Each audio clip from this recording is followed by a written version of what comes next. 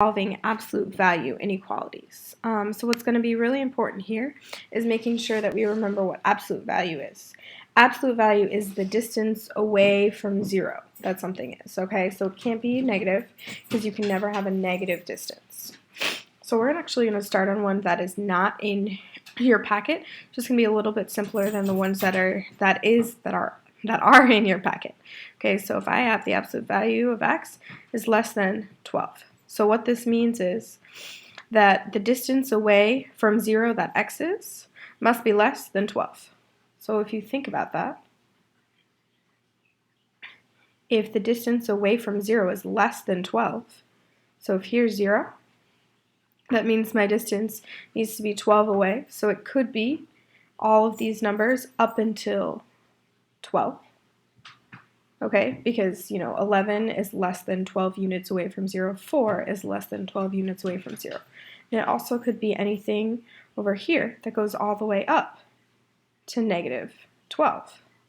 So all of these things here have a distance away from 0 that is smaller than 12. So the distance away that x is from 0 is less than 12. That's all of these numbers right here. Looking at this graph, we should be able to tell that this is an and type of situation.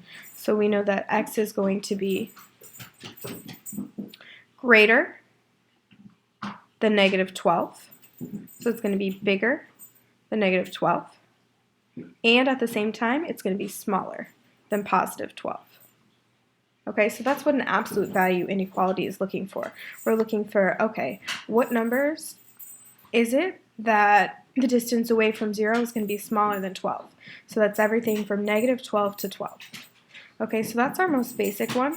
We're going to do one more kind of basic one that's not in your packet, and then we'll start working on the ones that are in your packet.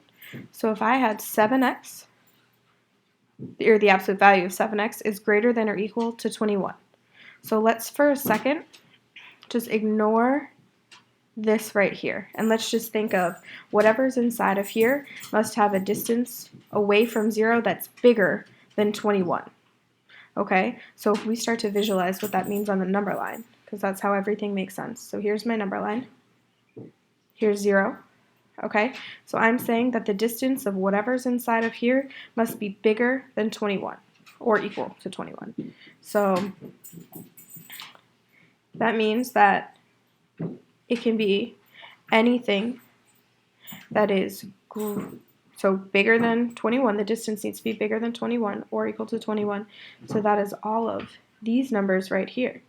It also could be all of these numbers right here, because anything over here, so if I was at negative 22, that means that I am 22 units away from 0. If I was at 28 over here, I'm 28 units away from 0. If I was just like here, I had about 10, I'm only 10 units away from 0. So again, it's saying that whatever this is, it needs to be more than 21 units away from 0. So now let's just work on the next piece. So the next piece is dealing with this 7x right here. Okay, so it says that 7x is the function we're talking about. So I'm going to bring it down. And if we want to start with this piece right here, 7x, what's its relationship to this negative 21? So if we look, it's saying that all of my x values must be smaller than negative 21. So that is one piece. Okay, this is definitely an OR graph. Or it could be anything that's bigger than positive 21. So I have two inequalities right now. So now if I want to get x alone here, I'm going to divide by 7. And I'm going to get x is less than or equal to negative 3.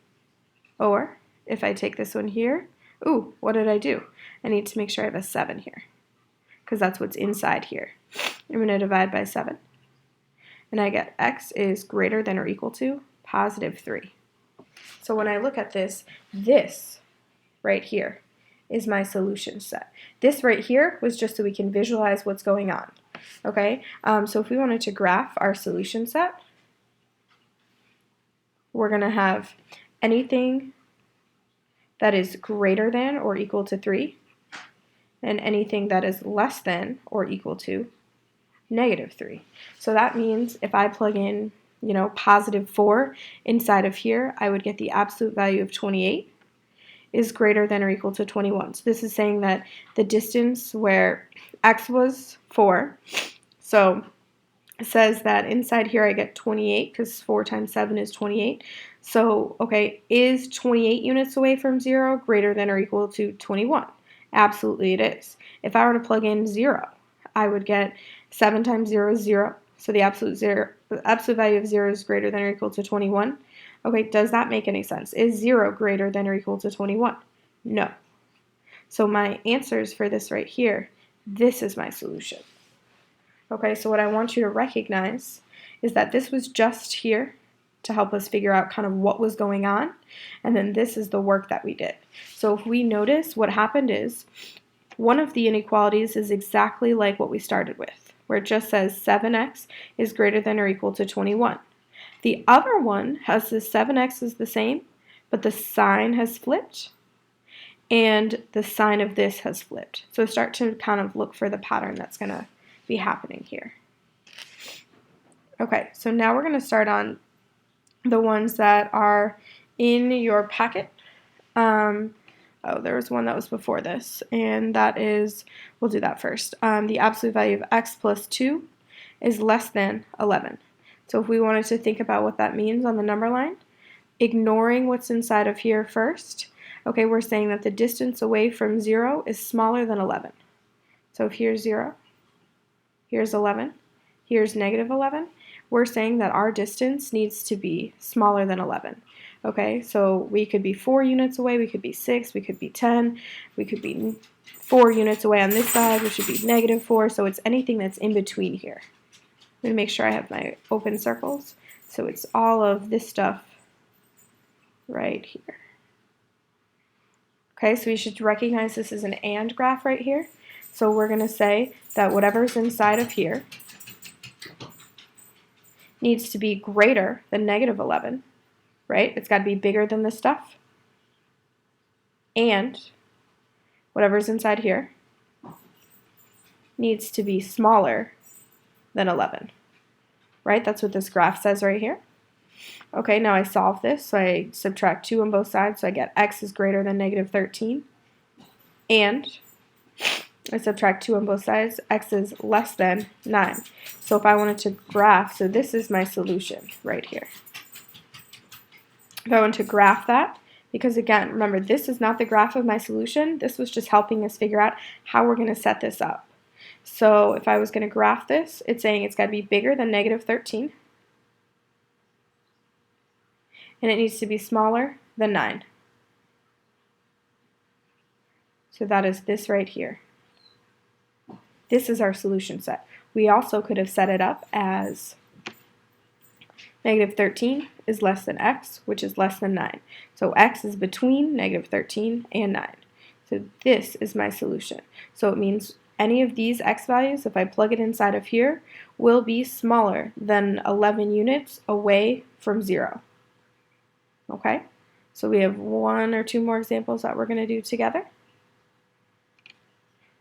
So the next one on our paper says 2x minus 5, or the absolute value of 2x minus 5 is less than 3. So again, if we wanted to visualize what it is that looks like, it means that whatever is inside of here, we're not even dealing with it yet, is smaller than 3 units away from 0.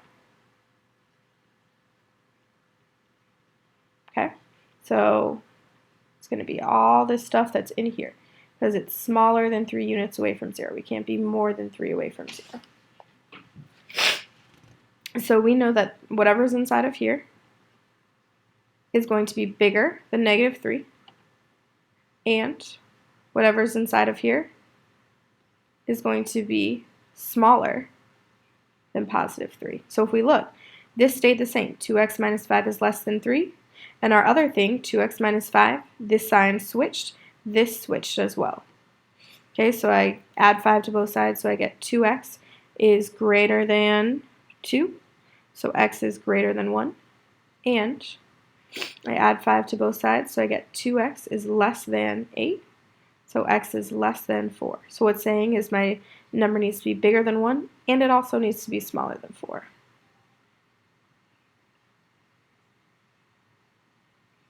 We have our 1 and our 4. 2 and 3 are in between, so it's got to be bigger than 1 and smaller than 4. Okay, so again, this is our solution, which you can either write just like this, or I can write it as x is between 1 and 4. Okay, so we have one more example that we're going to do together. Alright, so we have the absolute value of 2x minus 2 is all over 4 is greater than 5. Okay, so again, if we want to visualize what that looks like,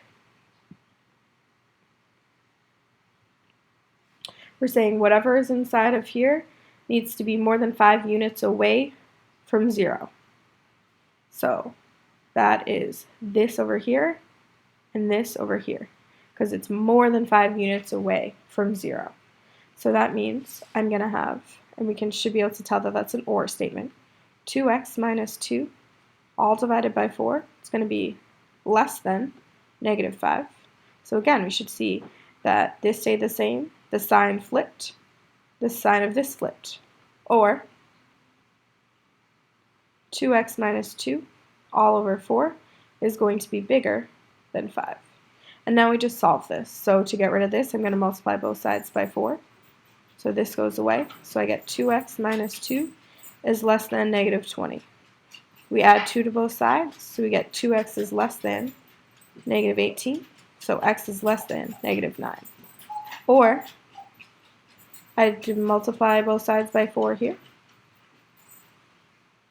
And I get 2x plus 2 is greater than 20. I subtract 2. I get 2x is greater than 18. So x is greater than 9.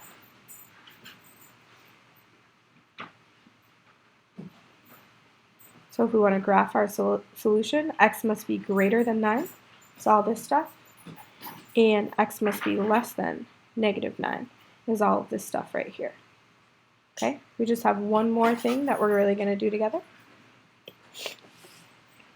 And I need you to think about what absolute value means. So absolute value means the number away, the distance away from a number line. So all of our distances are going to be positive, right? So what I want you to think about is these two examples right here, which are not in your packet.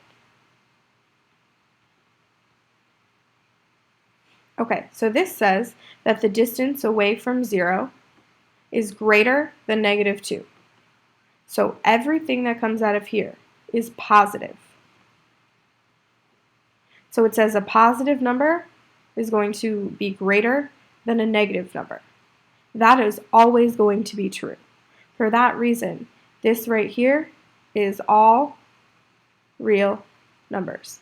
I could plug in any number and this would become true because there is no such thing as a negative distance. Okay? And then conversely, when I look at this, we have an absolute value statement. So everything that's coming out of here is positive because all distance is positive. So a positive is smaller than negative 2. When will it ever happen that you have a positive number that is smaller than a negative number? That will never happen. So this is no solution.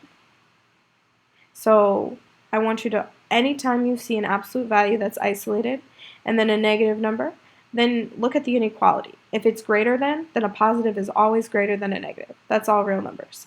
If it's less than, a positive will never be smaller than a negative number.